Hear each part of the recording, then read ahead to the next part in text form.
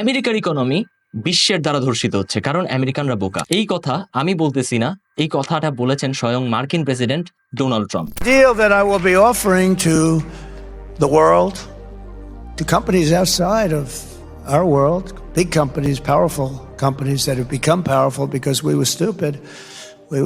We allowed them to come in and raid and rape our country. That's what they did. Oh, he used the word rape. That's right. I used the word rape. They raped our country. এই কারণেই Trump ছুড়েছে সারা বিশ্বে reciprocal tariff নামের মিসাইলের target থেকে বাদ যায়নি China, Vietnam, Bangladesh, এমনকি পেঙ্গুইনও। জি ভাই, আপনি ঠিক শুনছেন ভাই, একটা পেঙ্গুইনও মিসাইলের টার্গেট থেকে বাদ যায়। রাশিয়ার মতো পরাশক্তিকে বাদ দিয়ে নিরীহ পেঙ্গুইনের উপর এমন শুল্কারোপে রীতিমতো হাস্যরসে পরিণত হয়েছেন ডোনাল্ড ট্রাম্প। প্রশ্ন হচ্ছে, এই মিসাইলের বিস্ফোরণে পূর্বে কি আমেরিকা নিজেও আমাদের আরএমজি সেক্টর কি আসছে এক বিশাল বিপদের মুখে? কোন দেশ হতে পারে আমাদের আরএমজি সেক্টরের জন্য নতুন হুমকি, আর কি বা হতে পারে এই পরিস্থিতির সমাধান? সকল প্রশ্নের উত্তর দিব আজকের এই ভিডিওতে। ডোনাল্ড ট্রাম্পের মতে আমেরিকার বাণিজ্য ঘাটতির পেছনে আমেরিকানরাই দায়ী, কারণ বিশ্বের ৭৭টা দেশ ইউএস এর পণ্যের উপর ট্যাক্স বসিয়েছে যাতে তাদের দেশে আমেরিকার পণ্য কম ব্যবহার হয়। ইউএসএ বাংলাদেশ থেকে একটা টি শার্ট কিনলে আমেরিকান ইম্পোর্টারের আমেরিকার সরকারকে ট্যাক্স দিতে হতো 15%, অর্থাৎ 100 টাকার টি শার্টে 15 টাকা ইউএস গভর্নমেন্টকে ট্যাক্স দেওয়া লাগতো। এতে করে মোট দাম দাঁড়াতো 115 টাকা। কিন্তু এখন থেকে আমেরিকার সরকারকে 37 টাকা বেশি ট্যাক্স দিতে হবে যদি ইউএসএ কোনো ক্রেতা বাংলাদেশ থেকে পণ্য কিনতে চায়। তখন টি শার্টের দাম বেড়ে দাঁড়াবে 152 টাকা। এই দাম বাড়ার অন্যতম কারণ হলো রেসিপ্রোকাল ট্যারিফ। বাংলাদেশ আমেরিকা থেকে আইফোন ইম্পোর্ট করলে 74% ট্যাক্স বাংলাদেশ সরকারকে দিতে হয়। এতে করে 100 টাকার জিনিস 174 টাকা হয়ে যায়, যা খুবই এক্সপেন্সিভ। এত ট্যাক্স ইম্পোজ করার কারণ হলো বাংলাদেশ চায় না আমরা বেশি বেশি ইউএস এর প্রোডাক্ট কিনি। 74% ট্যাক্সের কারণে আমেরিকান প্রোডাক্ট এক্সপেন্সিভ হয়ে যায়, যার কারণে বাংলাদেশের কাছে আমেরিকা বেশি প্রোডাক্ট এক্সপোর্ট করতে পারে না। আবার আমেরিকা যেহেতু 15% ট্যাক্স চার্জ করতো ইম্পোর্টের উপর, এতে আমেরিকাতে বাংলাদেশি প্রোডাক্ট কম দামে বিক্রি হতো। এতে করে বাংলাদেশ বেশি বেশি এক্সপোর্ট করতে পারতো অথবা সেল করতে পারতো আমেরিকার কাছে। যেহেতু ইউএস এর বাংলাদেশের সাথে এক্সপোর্ট কম, ইম্পোর্ট বেশি, এই জন্য ইউএসএ তে বাংলাদেশের সাথে বাণিজ্য ঘাটতি দেখা দেয় $6.1 বিলিয়ন। 2024 সালে আমেরিকা বাংলাদেশের কাছে $6.1 বিলিয়ন কম এক্সপোর্ট করেছে। নিজেদের বাণিজ্য ঘাটতি কমাতে ইউএসএ বাংলাদেশের উপরে 37% ট্যারিফ আরোপ করে। এতে করে ইউএস এর মার্কেটে বাংলাদেশি পণ্যের দাম বেড়ে যায়। বিশ্বের প্রায় 77টি দেশের সাথে আমেরিকার বাণিজ্য ঘাটতির পরিমাণ $1.2 ট্রিলিয়ন এবং সেই সাথে আনএমপ্লয়মেন্ট কন্টিনিউয়াসলি বাড়তেছে। এই জন্য আমেরিকা মনে করে অনেক দেশ আমেরিকার সঙ্গে ন্যায্যভাবে ব্যবসা করে না। আমেরিকাতে এই সিচুয়েশনকে ডোনাল্ড ট্রাম্প ন্যাশনাল ইমার্জেন্সি হিসেবে আখ্যায়িত করেছে। President Trump declared a national emergency, and by doing so, he created the ability for himself and only himself to regulate and impose tariffs across the board on lots of different countries. Auto workers, farmers, and skilled craftsmen. We have a lot of them here with us today.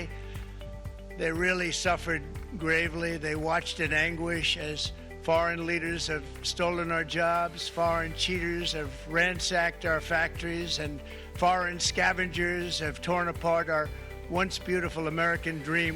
India, Vietnam, China, Sri Lanka এদের মতো আরো অনেক দেশের সাথেও আমেরিকার বাণিজ্য ঘাটতি।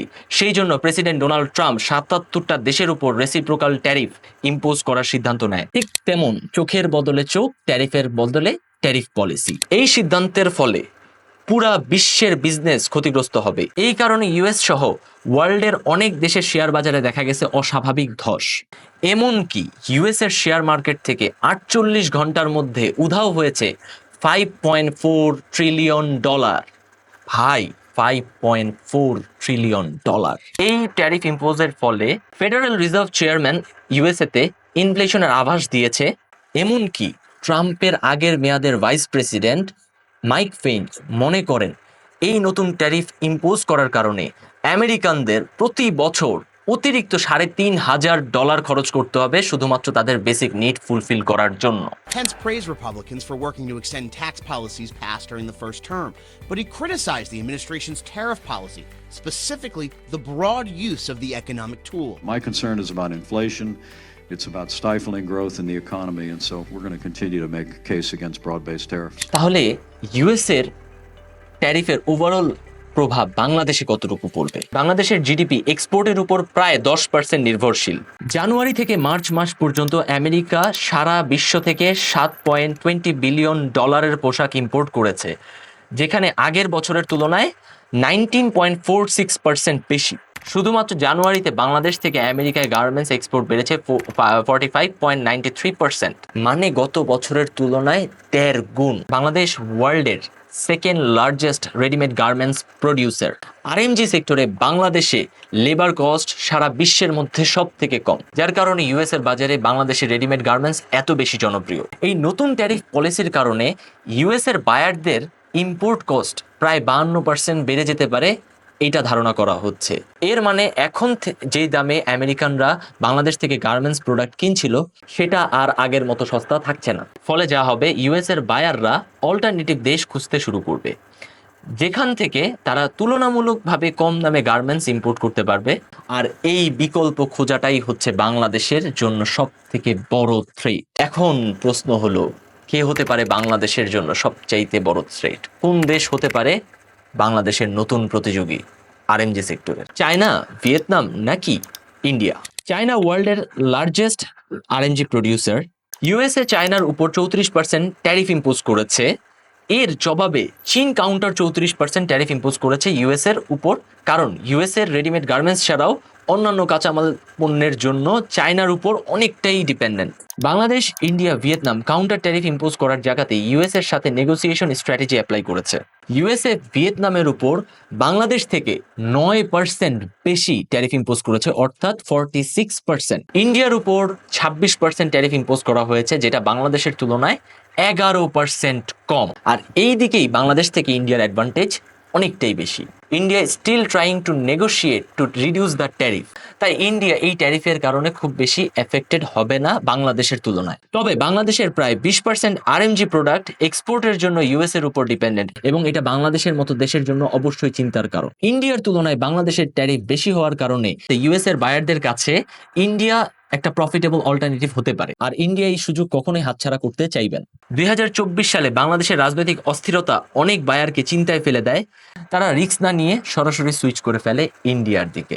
Result, Indian garments sector পায় একটা বিশাল এক্সপোর্ট বুস্ট, আর আমরা হারাতে থাকি আমাদের বিশ্ব বাজার। ডোনাল্ড ট্রাম্পের ট্রেড ওয়ার ইন্ডিয়ান গার্মেন্টস সেক্টরকে আরো বেশি বুস্ট করতে পারে, সেই সাথে হতে পারে বাংলাদেশের আরএমজি সেক্টরের ধসের কারণ। এই দুই ধাক্কা, রাজনৈতিক অস্থিরতা, ট্রেড ওয়ার, একসাথে বাংলাদেশের আরএমজি সেক্টরের জন্য ভয়ঙ্কর বিপদ ডেকে আনতে পারে। এখন প্রশ্ন হলো, বাংলাদেশ এই সমস্যা থেকে কিভাবে উত্তরণ করতে পারে? এককভাবে বাংলাদেশের বিশেষ সুবিধা আদায়ের জন্য ইউএস এর ট্রেড ডেফিসিট বা বাণিজ্য ঘাটতি 6.1 বিলিয়ন থেকে কমিয়ে আনতে হবে। ইউএসএ থেকে র ম্যাটেরিয়ালস ইম্পোর্ট করে তা দিয়ে তৈরি প্রোডাক্ট ইউএসএ তে এক্সপোর্ট করলে এক্সট্রা বেনিফিট পাওয়া যায়। ইউএস এর 5th লার্জেস্ট তুলার বায়ার হলো বাংলাদেশ। এই তুলা ইউজ করে সুতা বানানো হয় টেক্সটাইলে, এবং সেই তুলা দিয়ে তৈরি সুতার কাপড় ইউএসএ তে এক্সপোর্ট করে, তাহলে ট্যারিফ 37% থেকে কমিয়ে 30 থেকে 31% আনা পসিবল অনেক রিসার্চারদের মতে।